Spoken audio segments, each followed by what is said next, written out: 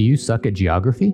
Can you not point out certain countries on a map? Make no mistake, there are a lot of different parts of Europe. There are quite a few countries in Europe, and a lot of people don't understand all of the different areas. If you are a business owner, there's often 3 regions that come up when it comes to outsourcing. One is the traditional place, Southeast Asia, India, the Philippines, Bangladesh. A lot of people, a lot of companies have been outsourcing there for a very long time now. Kind of an up and coming player is Latin America. So quite a few outsourcing hubs are now in Venezuela, Mexico City, a few other various countries down there. And then of course, Eastern Europe. But some people get very confused about what exactly Eastern Europe is. So in this video, I'm going to be talking about all of the different areas from Scandinavia all the way down to the Balkan countries, and basically giving a bit of a geography lesson about everything in Europe and kind of what most people would consider things to be. Of course, everyone's going to have their own opinions on this, based off of where they're from and what country they currently live in and how they get along with their neighbors. But overall, I think this video is going to help you understand the different parts of Europe and ultimately where to make a hire from based off of these regions. It'll hopefully give you a good understanding of where people are coming from, kind of what their average income is, as well as a lot of other cultural information. My name is Kyle. I'm the founder and owner here at HireUA, premium outsourcing agency. We place people from Ukraine in your business. And without further ado, let's dive into the video. Okay, I got my little map here of Europe. We're going to be starting here on the western side. We've got the UK, which is composed of Ireland, Wales, Scotland, and England, of course. Brexit happened. They're not in the EU. There's no easy border crossing between these.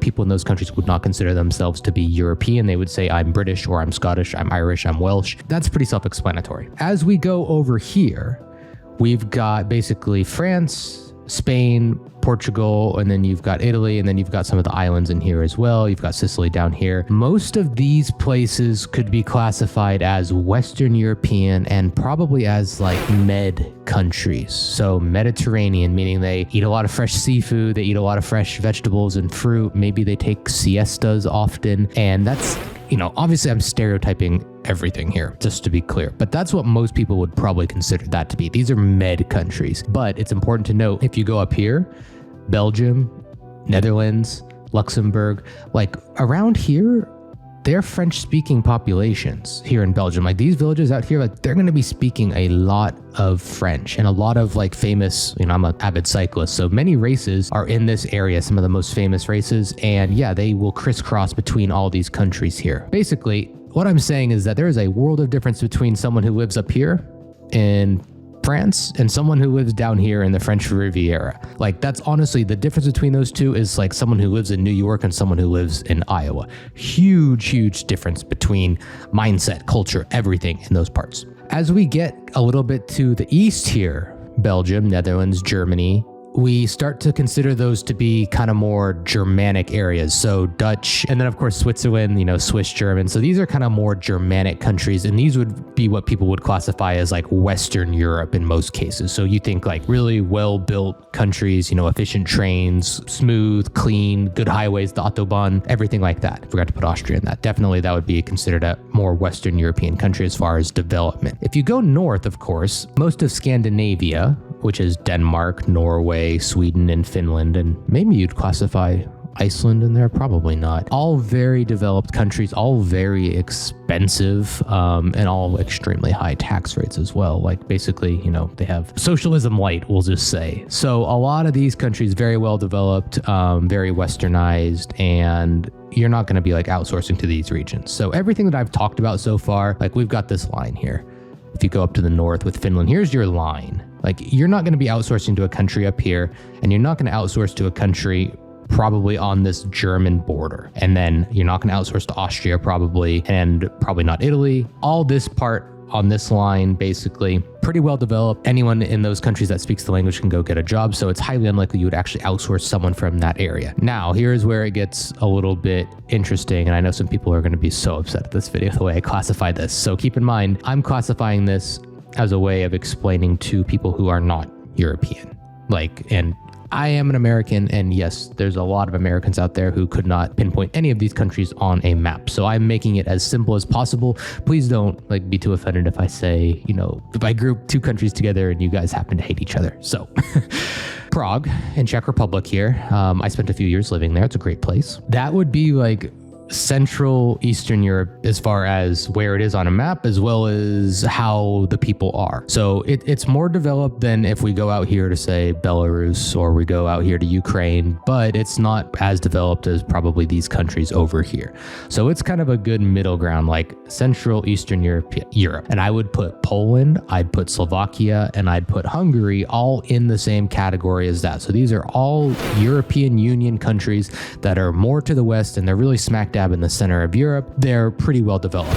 And there's a lot of pluses to those places. For example, if you go to Paris, it's going to be flooded with tourists, obviously. You go to Barcelona, it's going to be flooded with tourists. You go out here, let's say Krakow is probably the most populated or most touristic Polish city. It won't be anywhere near as bad as Paris. It'll still be crowded at a lot of times, but it won't be anything like what you would see in one of those Western European countries. I was just in Amsterdam in January and April, just a month ago. And there are a lot of tourists. You don't really see many Dutch people in the very center of Amsterdam at all. Whereas in Krakow, you would still see a lot of Polish people. And that's going to be very true across a lot of these. You can still meet Hungarian people in Budapest. You can still meet Slovakian people in Bratislava. So these are kind of what I would say, Central Eastern European countries. A lot of good stuff is there, a lot of good stuff. You could even argue that in some ways the quality of life is probably a lot better in these countries than some of the Western European countries. These three babies here, Estonia, Latvia, and Lithuania, are the Baltic countries. Not to be confused with the Balkan countries, which are, we'll get to those in a bit. They're getting to be more Eastern European at that point, more Slavic, you could say.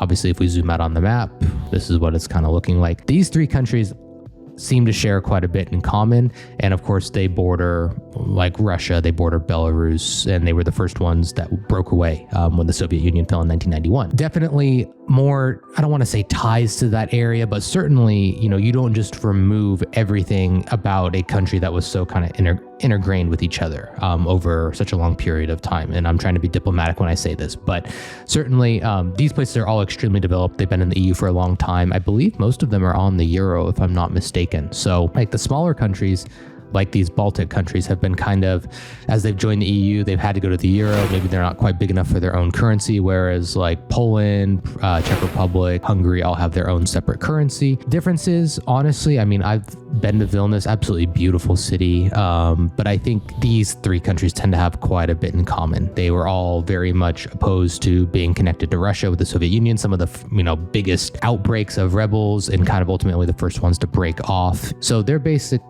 a little more going east, but they've definitely got their own identity, their own culture. And obviously each one of these countries that I'm talking about has their own culture within it as well. But these three, I think, are pretty kind of unified, so to speak. All right, let's now go south before we go east, and let's talk about this line here, which is where Hungary cuts off, and also Slovenia. So we have a lot of countries that were part of former Yugoslavia right here in this section. And I know they don't all get along. I know that Croatians don't really like Serbians. This is kind of the Balkan region, which, like I said, a lot of former Yugoslavian countries in here. So we're getting more into Southern Europe now. The weather is a little bit more mild down here in these countries, although it still can be, pretty horrendous at times, like Romania, Bulgaria, Serbia, Croatia, Slovenia, Bosnia, Montenegro. That's a certain region of mindset of culture. I personally have been through Serbia, I've been through Montenegro, I've been to Bulgaria, I've been to Croatia, and I think that they are a little more, not isolated, but they're a little cliquier than a lot of other countries.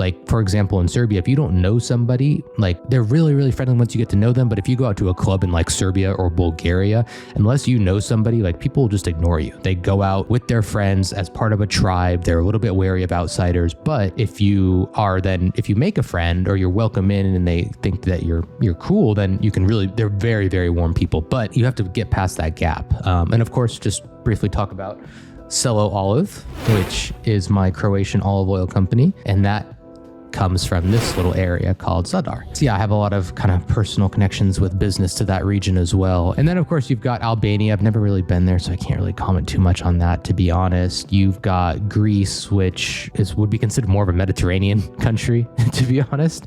And then they do touch the Mediterranean Sea down here. We've got Turkey, which can also, we're getting into now Middle East a little bit, so to speak.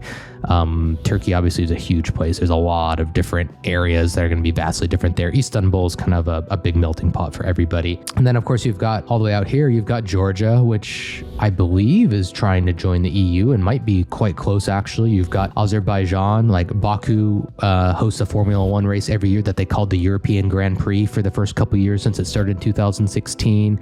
You've got Armenia. All of this can be considered Europe. Then we've got, of course, the elephant, quite literally the elephant of Russia, which most people would probably consider to be Eastern Europe because it is the most Eastern European country. And then, of course, we have Belarus and Ukraine. So, of course, Belarus still very much tied in with Russia with much of what they, do politically and economically. And then Ukraine, of course, I don't think I need to go into too much detail there. Certainly, I would say, I've traveled around a lot of places and Ukraine was really, I miss it every day. It was really on the up and up. It was really becoming more European, more westernized, but certainly was a little bit behind some of these kind of Central Eastern European countries. I would say, though, it's more developed than a lot of the countries down here in the Balkan area, but not as developed as up here in the Baltics. In order of development, as far as westernized, I would say the Baltics, these Central Eastern European countries, then Ukraine, and then probably these countries after that. I've never been to Belarus, so I can't comment too much on that. There were obviously closer ties between these three countries, Russia, Belarus, and Ukraine, than any of the other countries. None of these countries were in the European Union. Obviously, things have gone quite downhill in Ukraine since 2014 when the conflict started, and then obviously escalated all the way up to the war, which started in 2022. And of course, Belarus still very much, intertwined with Russia. So that's, to me, I would say is true Eastern Europe, where there's a bit of a difference because of the ties to Russia, right? So if, Belarus still tied up with them, Ukraine tied up with them till 2014, there's obviously going to be more influence from the East in these countries than there would be in these kind of more Central European countries. The great news, of course, is that a place like Ukraine is obviously fighting for its independence right now, and there's a lot of really talented people who are getting more westernized. The English is getting better, the business sense is getting better, the things are getting cleaned up, there's less corruption, there's all sorts of different positive movements and changes in Ukraine that I've seen since I first went in 2014. In a nutshell, that kind of sums up the different parts of Europe, in my humble opinion. I know people are going to disagree with this on some level, but that's all right. To kind of wrap it up, we've got the Mediterranean area here, which kind of, you could say, extends actually all the way over here to Greece. And then you've got kind of the UK, obviously it's its own animal. Scandinavia up here, what most people would say is Western Germany, basically